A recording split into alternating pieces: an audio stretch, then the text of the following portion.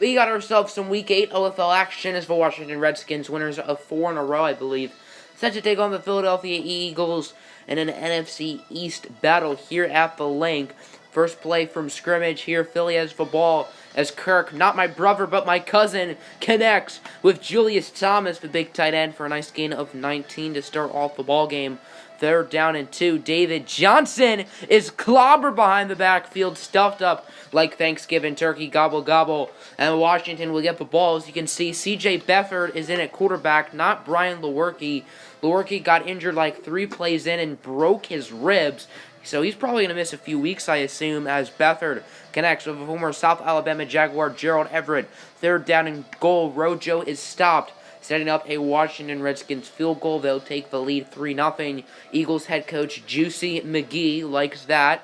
As on 1st down, Carson Wentz, more time than someone waiting in a Burger King drive-thru, will connect for the 1st down. Very solid start for Kirk Cousins, the former Redskin. And then 1st and goal at the 6th, David Johnson finding the end zone, and the Eagles would take the lead. Actually, no, they wouldn't.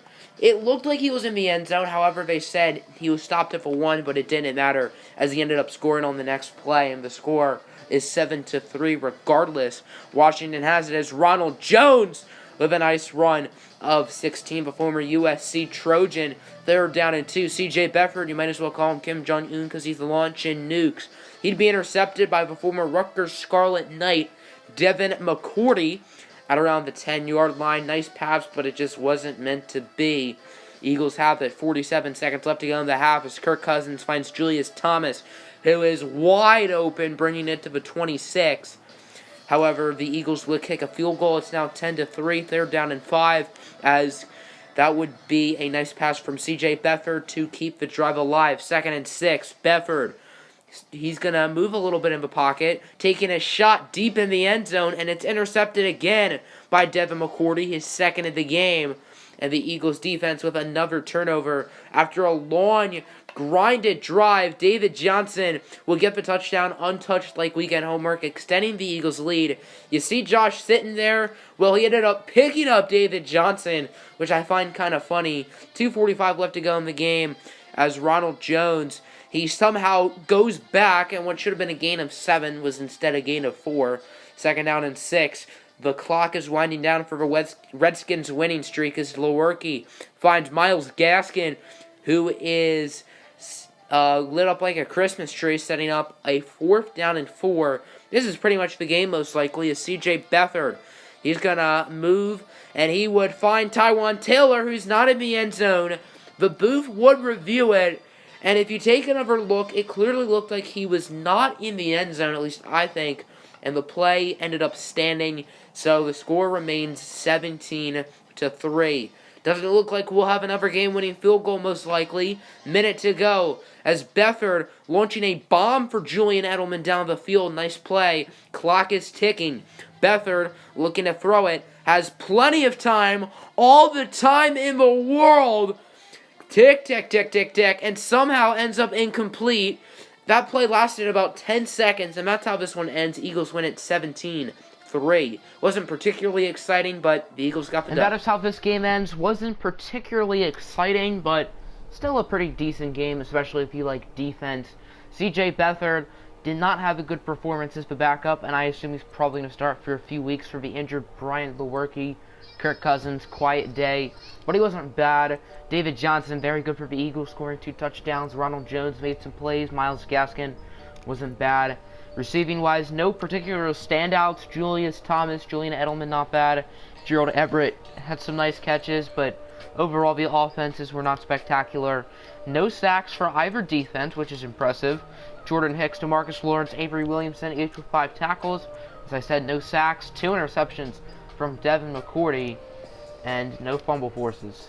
Let's take a look around the OFL, starting with the Steelers and Broncos, both of whom were 5-1 headed into this week, and what was supposed to be a good game. The Steelers absolutely blew Denver out of the water, 38-7. Dominant performance from the reigning OFL champions. Aaron Rodgers with 4 touchdowns.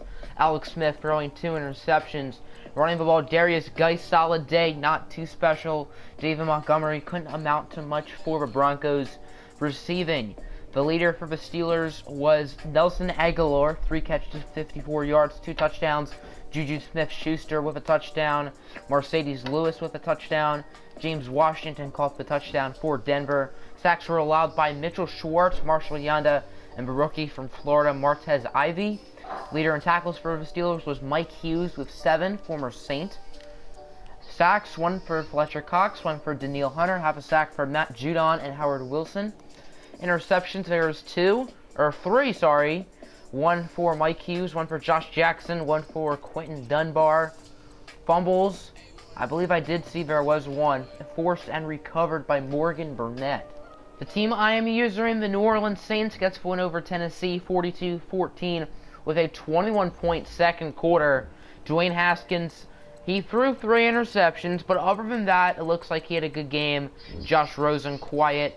Running the ball, Dalvin Cook had more yards than Le'Veon Bell. Interesting. It seems like even with the Bell acquisition, Dalvin Cook is getting a lot of touches. Kerwin Williams, performance from him. They don't have anyone better at running back, really. Receiving, good game from Stephon Diggs in his return. DJ Moore, even better. He played very well. Dalvin Cook with 2 receiving touchdowns, 3 all-purpose, so maybe it makes sense for us to keep him. Odell Beckham with a quiet game. And then not much for Tennessee. Blocking, 2 sacks allowed by Joe Staley, 2 by Brian Bulaga, 2 by Trey Turner, and 1 by Max Unger. So it looks like our pass rush was very good. Tackles was led by Miles Jack and Derwin James. Sacks, 2 for Aaron Donald, 1 for Dante Fowler, Miles Jack, Devin White, Myles Garrett, Tremaine Edmonds, and then half a sack for the newest member of the Detroit Lions. 1 pride, baby, it's Trey Flowers. Interceptions for Morris Claiborne, my son Keanu Neal, and Navarro Bowman. And were there any fumbles? 1 fumble forced and recovered by my other son, Derwin James. Ravens go down to 2-6 as Cincinnati wins with a nice 4th quarter comeback. Jameis Winston, not a lot of yards, 3 touchdowns, 1 pick. Isn't bad, but a very bad completion percentage. C.J. Anderson, Sony Michel, Kalafani Muhammad, not much running the ball for either team. Receiving wise, 5 for 52 for Charles Clay, 649 and a score for Keenan Allen. TJ Hawkinson with a touchdown for Baltimore. So it looks like neither of these offenses really did anything despite the high scoring total. 3 sacks allowed by David Bakhtiari, that's a surprise. 2 for Brandon Shell, 1 for Quinn Kane and Yannick Kajuste. 11 tackles for Eric Kendricks, 7 for the Detroit Lions. Tavon Wilson, 2 sacks for Justin Houston, 1 for Eric Kendricks, Brooks Reed, Barkevius Mingo, Derek Barnett, and Robert Ayers. Interceptions for Barkevius Mingo, Ken Crowley, and Kyle Fuller. I do see a fumble forced and recovered by Eric Kendricks, and then Terrell Edmonds also had a force. The Arizona Cardinals absolutely spanked the Los Angeles Rams 28-7. I know this one will be talked a lot about in the Discord, so very excited to see some of the reactions. Drew Lock, 201 yards, 3 touchdowns. Completion percentage kind of ugly. Jacoby Brissett didn't really do much. I believe both teams are now 5-3. Leonard Fournette, good game. Duke Johnson couldn't do much. Receiving wise, Jamison Crowder, good game for the Rams. 2 touchdowns for D.D. Westbrook, 1 for A.J. Green. Marvin Jones looked pretty quiet. Sacks, 2 allowed for Mike McGlinchey and Kelvin Beachum, 1 for Frank Ragnow, Brett Jones, and Patrick Omame. Tackles, 8 for Patrick Peterson, 8 for Mason Foster. Sacks, 1.5 for Hassan Reddick and Montez Sweat, 1 for Linval Joseph, DeForest Buckner, Adam Butler, half a sack for Mason Foster and Derek Rivers. Interceptions, 1 for Adrian Amos, who's a wuss because he's now on the Packers, and then no fumbles. In what looks like a tank bowl, the New England Patriots get the win 31-10 over the Giants. Both teams only have 2 wins on the season now. Tyree Jackson, 4 touchdowns. Very good game from him. Meanwhile, Sam Darnold threw 4 interceptions. Running the ball, Derrick Henry, solid. Josh Jacobs, who's been having an awful year. Whenever we look through these games, his yards per carry always baffles me, and 3.2 is one of his better totals, and that says something.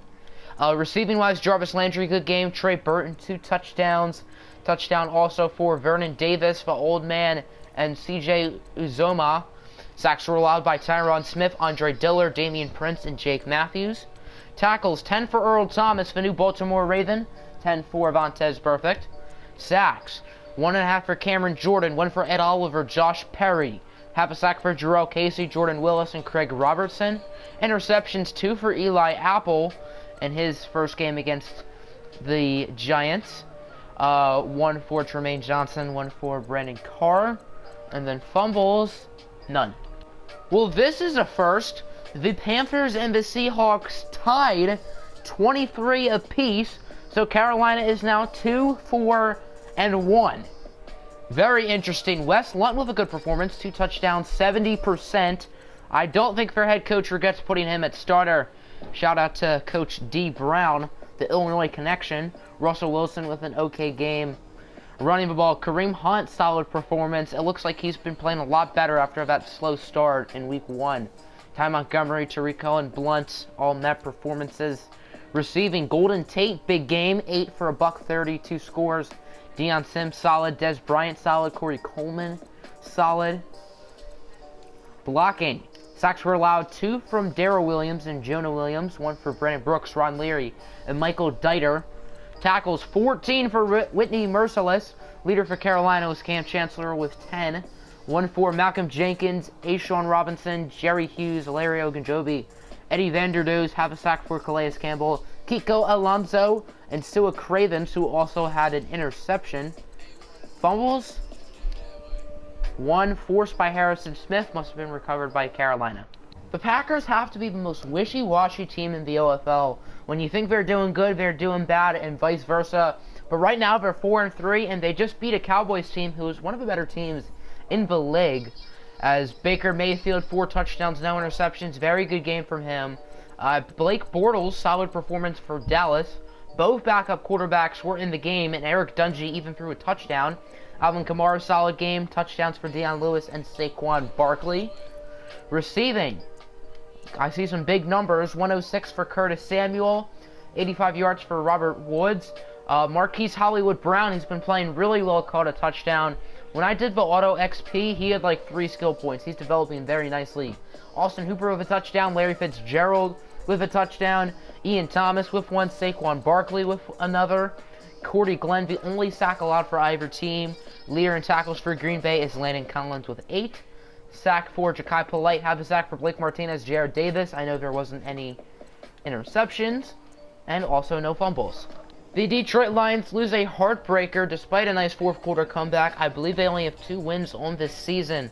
Kyler Murray, solid game, 3 touchdowns and a pick. Jimmy G, 2 touchdowns. Running the ball, Melvin Gordon was very good. He finished with a touchdown, 2 for Spencer Ware. Chris Godwin, solid game for Detroit. Kendall Wright was pretty good. Demaryius Thomas was pretty good. Touchdown for Ricky Seals-Jones. Blocking, 2 sacks allowed by James Hurst. 1 for High Vitae, Evan Bohem, and John Jerry. 10 tackles for Devin Bush. He's been a tackling machine this season. Sacks, 1 for Christian Kirksey, Ryan Kerrigan, Dietrich Wise, Bruce Irvin. Have a sack for DeMarcus Christmas and Geno Atkins. Interceptions, 1 for Stephon Gilmore. And no fumbles? No fumbles. Atlanta Falcons get back to their winning ways, 31-13 over the Tampa Bay Buccaneers. Carson Wentz with a solid game. Not much from Will Grier, 46%. Ugh. Devontae Freeman, very good performance. Mark Ingram with a touchdown. Geno Smith and Jamal Charles also with rushing touchdowns. In the receiving game, Julio Jones, very solid performance. Same can be said for Nico Leary or Darius Stewart, pretty good game. And that's about it for the excitement for the receivers. Sacks, only 1 allowed was by Weston Richburg. 11 tackles for Deion Jones, 9 for Telvin Smith. 1.5 sacks for Deion Jones. Have a sack for Rashawn Gary, Grady Jarrett, and Justin Reed. I don't think there are any picks, no. Any fumbles? I do see a few. 1 forced by Telvin Smith, Barry Church, and Kendall Joseph. And Smith and Joseph ended up recovering fumbles as well. After going on a 5-game losing streak, the Indianapolis Colts get themselves a victory, 14-7 over the LA Chargers. All 14 points were scored in the fourth quarter, as Mitchell Trubisky finished with a touchdown. Not a great performance for either quarterback. Matt Ryan didn't really do anything. Todd Gurley, solid game. Nick Chubb, meh. Receiving, Josh Gordon, where's the weed? Good game for the Chargers. Seth Roberts led the way for Indy. Touchdowns for Mike Williams and Jarius Wright.